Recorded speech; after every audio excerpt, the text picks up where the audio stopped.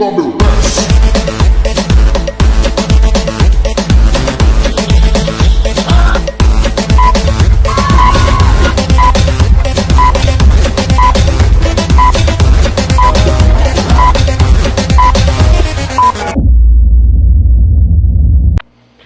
Da dívida pública às PECs ao flagelo do funcionário público.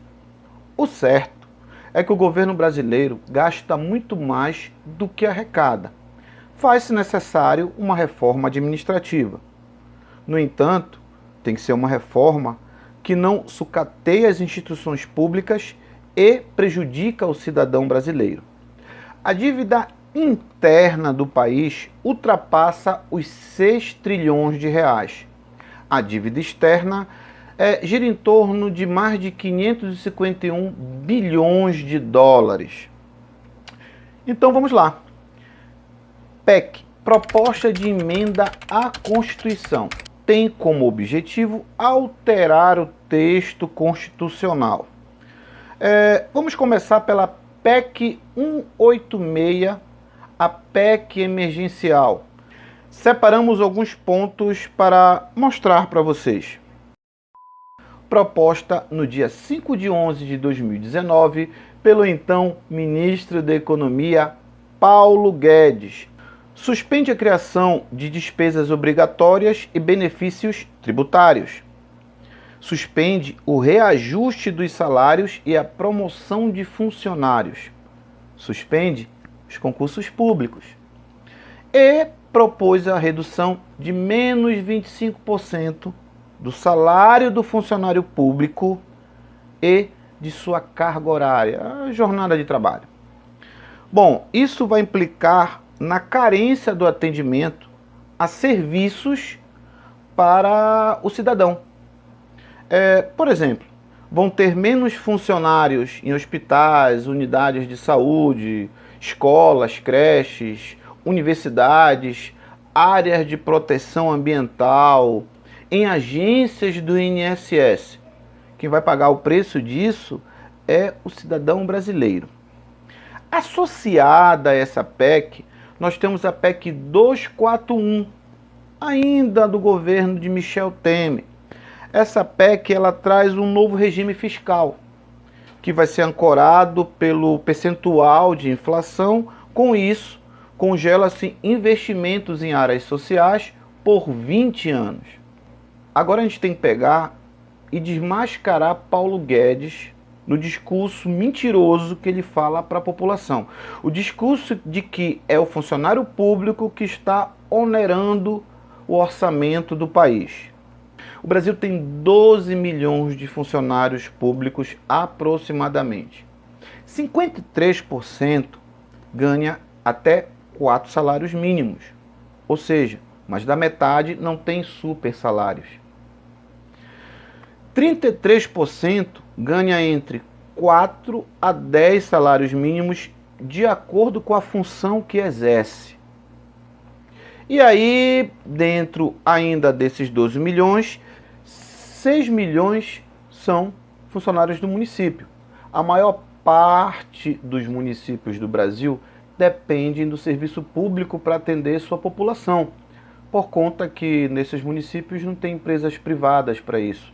Sem contar que a grande parcela de cidadãos dessa cidade trabalham nas prefeituras. E ainda mais, dos 12 milhões de funcionários públicos, 40% são da saúde e educação. Um dado interessante. A gente sabe que muitas escolas têm problemas estruturais sérios. Às vezes não são climatizadas as salas, falta, às vezes, merenda, falta um livro, falta uma reforma no geral.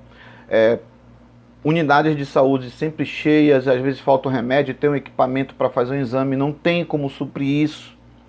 E mesmo assim funcionam. Você imagina, por exemplo, essa pandemia se não tivesse o SUS. Então, é necessário o serviço público. Não é para quem tem dinheiro para pagar um plano de saúde ou tem dinheiro para pagar uma escola cara para o seu filho. Bom, agora o governo pode procurar, já que quer cortar a renda menos 25% no funcionário público, ele pode começar cortando os grandes salários. Vamos começar pelos políticos. Um deputado federal, a exemplo de demonstração, ganha R$ 33.763. No entanto, ele ainda tem a cota de exercício de atividade, que é aluguel de veículos, combustível, consultorias, passagem aérea, que eles viajam muito, né? E divulgação do seu trabalho. O cálculo do Congresso Nacional, por exemplo, deu em torno de 10,8 bilhões por ano dos cofres públicos. E sem contar que alguns políticos aí têm muitos assessores e às vezes racha o salário e o assessor não vai trabalhar e fica com a metade. A dita rachadinha. No entanto, não vamos botar a culpa toda no legislativo. Existem deputados federais e senadores que já subiram na tribuna e foram contra esses auxílios e benefícios exorbitantes que oneram os cofres do governo. Continuando sobre os grandes salários, a gente pode falar sobre o judiciário. O judiciário brasileiro ele tem um gasto anual de 90 bilhões por ano. Cerca de 1,3% do PIB nacional. A Folha de São Paulo, numa matéria, mostrou que de 8 mil juízes de 2017 para cá estão ganhando a bagatela de R$100 mil por mês. Eu vou repetir de novo. R$100 mil por mês. Você já imaginou quantas escolas e unidades de saúde não poderiam ser reformadas e construídas com esse dinheiro? O judiciário brasileiro gasta 4 vezes mais do que a Alemanha e 10 vezes mais do que nossos irmãos argentinos. Sem contar a construção e aluguel de alguns prédios para manter o conforto dos nossos magistrados. Por exemplo, a CNJ, o aluguel do prédio dela por ano é 17 milhões de reais, isso se não mudar de prédio. E concluindo, nem o legislativo e nem os judiciários vão ser atingidos pela reforma administrativa. E também o alto escalão das Forças Armadas também. O general Heleno reclamou que o salário de um general girava em torno de 19 mil reais e estava ganhando menos que algumas categorias do setor civil. Eu acho que dá para comprar com esse dinheiro leite condensado e chiclete. Enfim, além dos super salários e a farsa de dizer que a maior parte do funcionário público onera do país, nós temos outros elementos que o AGE da Economia, Paulo Guedes, insiste em esconder da grande parte da população. Bom, vamos lá. O orçamento federal anual gira em torno de 3,535 trilhões. Nós vamos separar algumas porcentagens para que você analise um pouco o que a gente está falando. A educação tira 2,49%. Na saúde, 4,26%. A administração, 0,67%. Auxílio emergencial, 8,29%. Assistência social, apenas 3,31%. Judiciário, 1,3%. E agora a maior fatia, que é 39,8% de pagamento de juros e amortizações da dívida. Isso em reais equivale a 1,381 trilhões, quase a metade do orçamento da União. A coordenadora da Auditoria Cidadã da Dívida, Maria Lúcia Fatorelli, fala a respeito da sobra do dinheiro dos caixas dos bancos. A gente pode chamar isso de uma reserva bancária. Uma parte vai como depósito compulsório para o Banco Central e a outra fica nas mãos dos bancos privados. Estes poderiam, a juros baixos, emprestar esse dinheiro para algumas empresas e fomentar a economia. No entanto, espertamente, eles voluntariamente depositam no Banco Central e têm como garantia títulos da dívida pública, que geram juros pomposos e diários para esses bancos privados. E aí essa dívida vai aumentando. De 2009 a 2018, essa dívida chegou, desses títulos emitidos pelo Tesouro Público, a mais de R$ 1 trilhão. Sem contar que nossos bancos privados, eles não abaixam os seus juros. Os juros do cheque especial e do cartão de crédito são dos maiores do mundo. E aí, esse sistema monetário, bancário, perverso, está enriquecendo bancos privados e afundando o país em dívidas.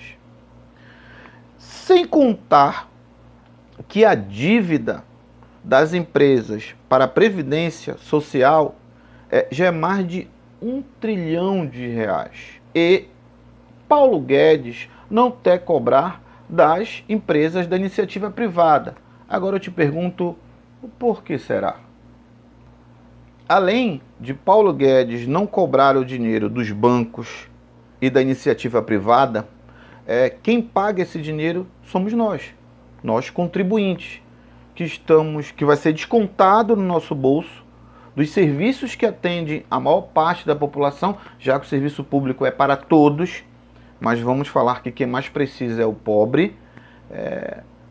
A gente paga a conta e a gente é retirado o que é nosso por direito constitucional.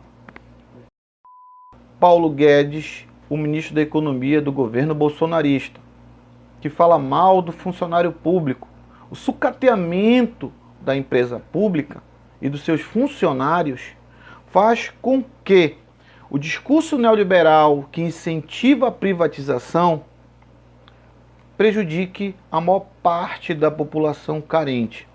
Sorocabana apoia um funcionário público e é a favor do serviço ao cidadão. Não vamos deixar de ter os nossos direitos. Cobre nas redes sociais. Cobre dos seus políticos que você os elegeu. E você, da classe média baixa, funcionário público, que pegou aquele seu carro com empréstimo consignado do banco, né, seu apartamento, que foi para a rua com uma panelinha, vestido aquela camisa verde e amarela e gritar mito, mito. Agora você vai sentir no bolso quando você perder 25% do seu salário e da sua jornada de trabalho. Como quem sente no bolso aqueles que lutam não para bater panela, mas para botar comida todo dia dentro dela. Nós estamos do lado do povo e do lado do funcionário público. Um grande abraço e estamos de olho. Bom, galera, o Sorocabana tem um convite para fazer para vocês. Quinta-feira, dia 18, vamos inaugurar um quadro Pensamento em Marcha com o professor do curso de pós-graduação em Economia da UFPA, José Trindade, que vai falar sobre política, economia e temas atuais. Não perca! Um grande abraço, estamos de olho.